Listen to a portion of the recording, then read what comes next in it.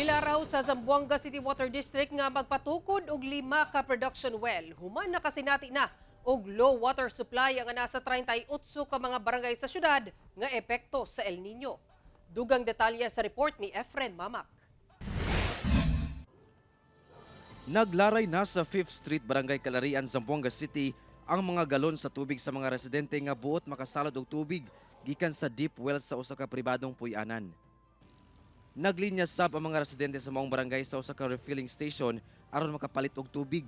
Bali schedule agua sir. Pende si tiene de noche sale tas sarod kami.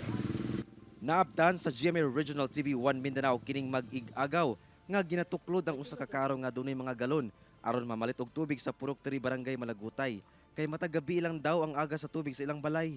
Tadala lang yung ayuda kanila na agwa. Kay turmento ko dala agwa kay Malagutay. Nang hinaot ang mga apektadong residente sa syudad na unta matagad na sa Zamboanga City Water District ang kakulangon sa supply sa tubig sa syudad.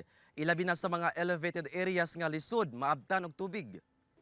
Sumala sa Zamboanga City Water District, padayon ang pag-ubos sa water level sa diversion well sa Zamboanga City.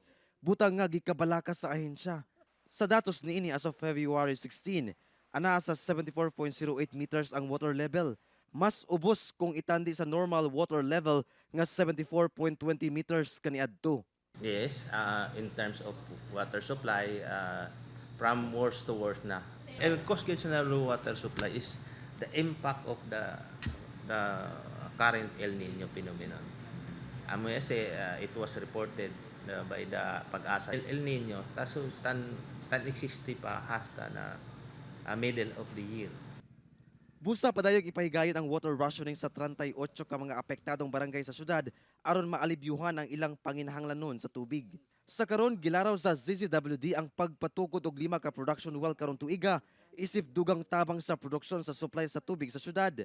Giawag sab sa buhatan ang mga water consumer nga magdaginot og magpundo og tubig.